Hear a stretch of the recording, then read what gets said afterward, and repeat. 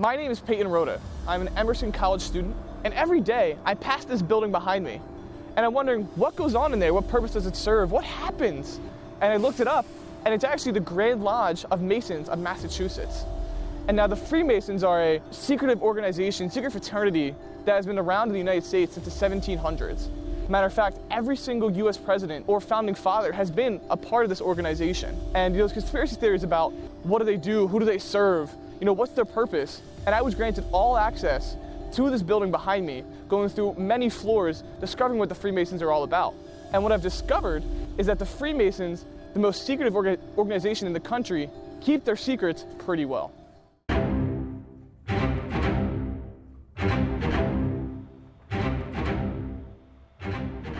Welcome to the Grand Lodge of Masons here in Massachusetts. Founded in 1733, we're one of America's oldest fraternities and secret societies right here in Boston. We're going to talk about a lot of things. Some of the things that you have questions about. The big secrets of Freemasonry, what are they? What is this organization all about? Who are its members? How do you know that they're members? How will you find out the information that you need that you can't get the answers for on YouTube or Google? In this documentary, we're going to dive into the facts. We're going to dive into what's true about Freemasonry. And you're going to walk away with a better understanding of America's oldest and largest fraternal organization. It's really all a secret. I'm just kidding. My name is Khris Crosse, and I've been a Mason here in Massachusetts for the past 4 years. My lodge is called the Massachusetts Lodge. It's the third most historic lodge in the country. The Grand Lodge of Masons, which we're under, is the oldest Grand Lodge in the country, constituted in the year 1733. I joined Freemasonry mainly because I had friends who were Masons prior to and really respected some things about them. But once I really got to know a little bit more about the fraternity, I hopped right in. The values were really appealing to me. The core values of Freemasonry are faith, hope, and charity. At the time when I was interested in joining, I was on a spiritual journey.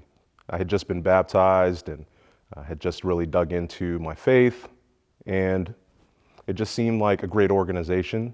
Give me a second chance to form some great relationships with people that I could identify with. Masonry is a great organization. It's been around for many years. It's also one of the most misunderstood and secretive organizations in the country. Hoping that here on this documentary, we'll have an opportunity to cut into some of the greater questions about Masonry, and I'll provide some answers for you from a Mason. In symbolic Freemasonry, you are taken into different rooms that have different meanings. You're shown different things and hearing different stories that are meant to teach you lessons. We're now going to enter in what's called the Chamber of Reflection. And you need to reflect symbolically on kind of what does that mean, beyond just the building. What does reflection mean to you? And what do you do in your own Chamber of Reflection? So without further ado, we'll head right in. This is a very small room, a very intimate room within the Grand Lodge building where a new candidate is often taken. He's brought into the Chamber of Reflection and asked a series of questions prior to his initiation in the fraternity. It's a beautiful room. If we look into the ceilings, we can see just so many different figures here, beautiful artwork that has been placed here inside of the Chamber of Reflection. And I was wondering, what's behind those doors? It's a great question. Are you sure you're ready to know? Yeah. Behind these doors is the building across the street. Okay. I got interested in Masonry because of a good friend of mine who passed away. His name was David Hardy. And the only thing I really knew about Masonry and Masons in general was that they had that symbol, the square and compasses, which is the main core symbol for Freemasonry. I got involved with the Masons after having discussions with David while he was in the midst of one of the most difficult journeys of his life. He had cancer, and it started in his brain, spread throughout his body, and 6 months later he passed on. During that celebration of life, I was really inspired by the amount of people who queued up just to get on the mic and talk a little bit about what he had done for them. And it really just broadened my perspective on relationships and the importance of it. I think as most men in my age group tend to do, I deprioritized friendship. I was really focused on my career, focused on my small inner circle. And I realized that, you know, if I want to have an impact, if I want to have an impactful life and be able to have a great service like David did, that I'd need to start forming relationships again. And so I saw the fraternity as a second chance opportunity for me to do those things. And it's been great ever since hopping in. I've definitely had that opportunity, but so much more. I'll take you right around into what's called the anteroom. The anteroom of a lodge room is normally where a candidate gets changed. It's where, you know, he's being prepared for what's next in the journey. So if you can imagine, you've just kind of gone through your very first experience and you're brought around here into the anteroom, and there's another experience to be had here so you can prepare maybe for the degrees. As you walk throughout the Grand Lodge building, you see portraits of these men everywhere. Who are they? They're our past Grand Masters. A Grand Master is our leader-in-chief. Each Grand Master serves a 3-year term. Can you tell us a little bit more about how one can join the Freemasons? Yeah, it's a secret. And I'm also kidding about that. It's actually really easy now to get more information about Freemasonry, and that's really where it starts. We're a semi-private organization here in Boston and all around the world, and as such, it's natural that everyone has questions on the front end of joining this fraternity. What are the ways that you can do it? Who do I need to speak to? What should I do? There are some really great avenues online. If you visit askafreemason.us or beafreemason.org, there are some wonderful channels that can put you in touch with Masons in your area. Once you're in touch with Masons in your area, you can ask questions, get answers to those questions, and normally we'll explain the process for you to join if you're interested. One of the most exciting things about Freemasonry is that everything that you see in the room has a meaning in some way, shape, or form.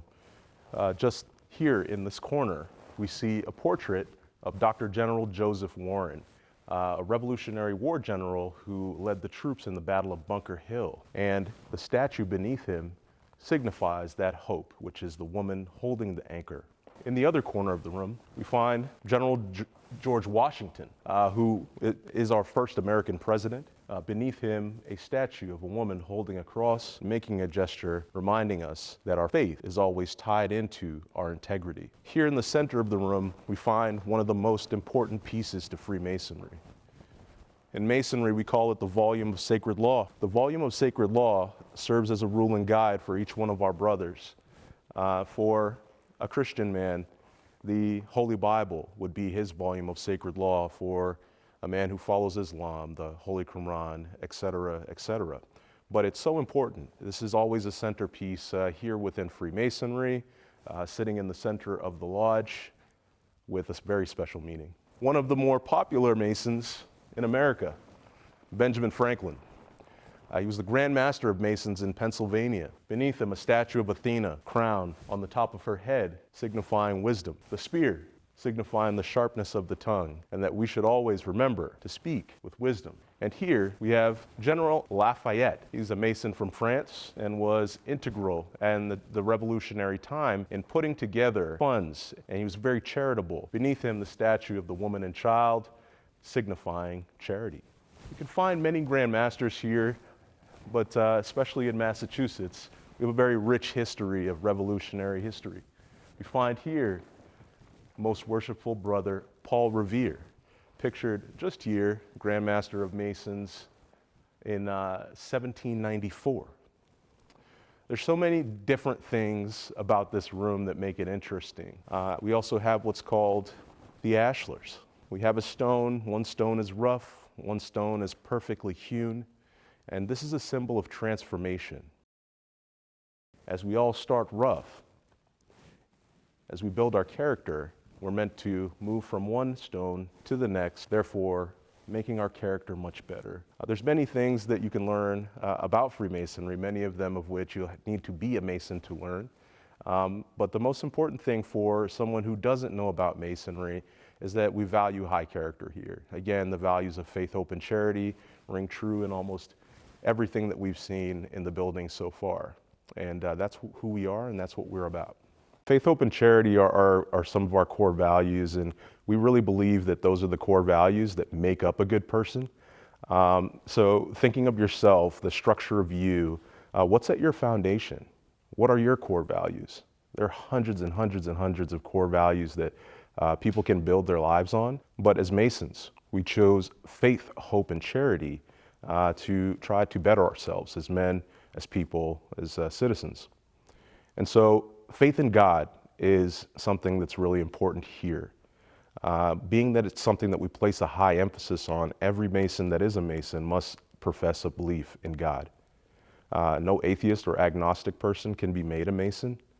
And it's one of the core things that we really believe that men need. They need to be in touch with that spiritual side of themselves, that connection to God.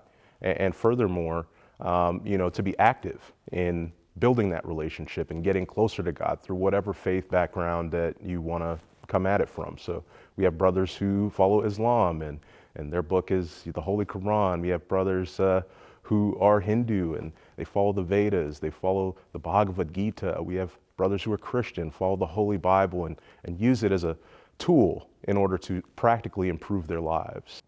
A really common symbol that's found in Freemasonry are the square and compasses. If we had a logo, this would basically be it. It's one of the most recognizable symbols in Freemasonry. Again, just going back to those core values of faith, hope, and charity, and what truly make a person great. This apron that I'm wearing is a district officer's apron. The apron is an important symbol in Freemasonry. It really symbolizes the work that we do. And the collars that we wear are associated with the office that we hold within Freemasonry. In my lodge, I am the senior deacon of the lodge, and I wear a collar to signify that office. The white gloves that we wear on our hands are also a symbol of cleanliness, cleanliness of character, cleanliness in your spirit. And when you don them, you're meant to actually reflect on that and to live that out in a practical way. Just over here, we see the G positioned inside of the sun. The sun is an important symbol in Freemasonry as it's one of our greatest sources of light. Light in Masonry is an interesting concept. It's one that you can dig into the minutiae.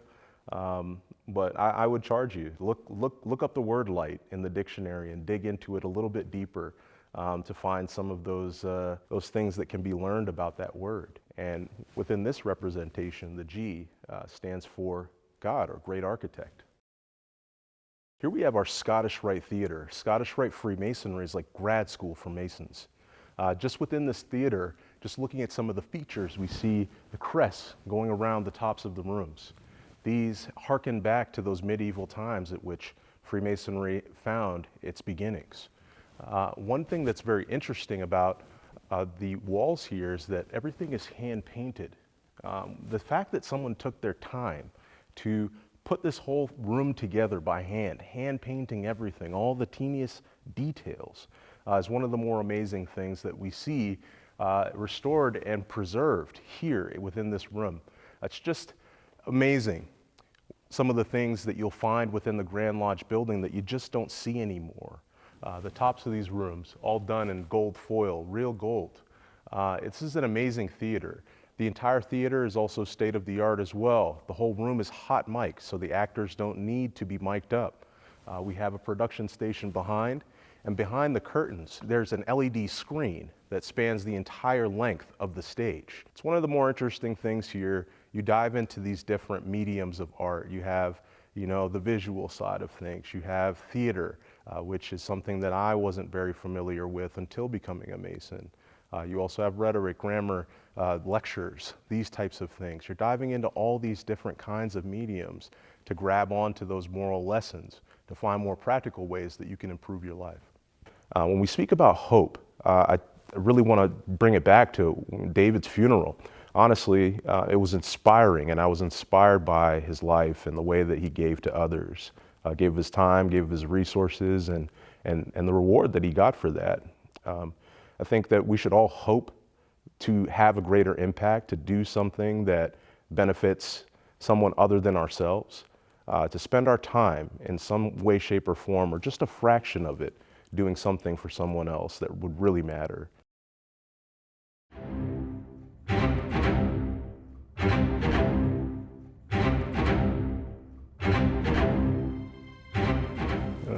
Should have put lotion on.